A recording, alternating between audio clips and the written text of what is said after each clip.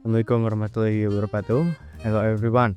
My name is Aldhi Teguh and I'm 4th semester student majoring in English education at Universitas Siliwangi.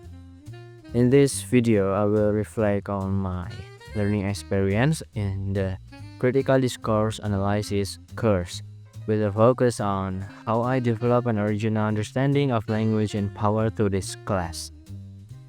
This course has introduced me to key concepts such as ideology, discourse structures, power relation in language, intertextuality, and social practice.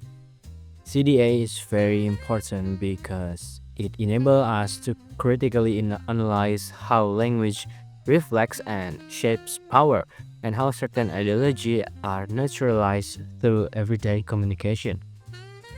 One of the most memorable experience for me was when Dr. Agis show us a warning sign written in Sundanese, "Tong micin runtah di dieu bisi dibedil ku aing," which truth means don't throw your trash here or I will shoot you.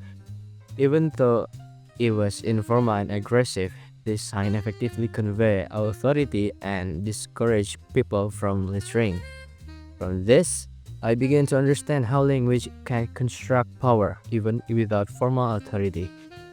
The speaker doesn't have to be a police officer. The threat embedded in the discourse is enough to produce complaints. This showed me how language itself can perform power. I realized that language doesn't only reflect but can also create it, depending on the context, tone, and cultural resonance. This experience changed how I see everyday text not just a communication, but as a tools of control, negotiation, or resistance. One of the biggest challenges I faced in the course was distinguishing between different CDA approach like Van Dyke, Verclav, Wodak, and Van Leeuwen. At first, they seemed very similar to me. I struggled to understand how each approach focuses on different aspects of discourse, like Van Dyke cognitive focus, Verclav emphasis on text and society, Wodak's historical context, and Van Leeuwen's attention to social actors and representation. To overcome this, I created a comparison charts, watched external video, and discussed with classmates to clarify each framework. Gradually, I began to identify the key features of each approach and started to applying them appropriately in my analysis.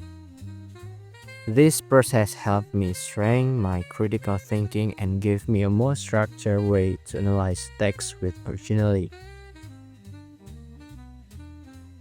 As a future English teacher, I believe that CDA can be a powerful tool to help students become more critical about language. We need to encourage students to question how texts are constructed, whose voices are heard or silenced, and how language can influence opinion or maintain equality. It is also important to give students the space to interpret text from their own perspective. This fosters creativity and helps them develop their own voice. Teaching CDA is not only about analyzing language, but also about empowering learners to use language effectively. To conclude, this course has reshaped my understanding of language as something far more powerful than just a communication tool. Through memorable experience and challenge, I have learned that language can create a power, influence perception, and shape society.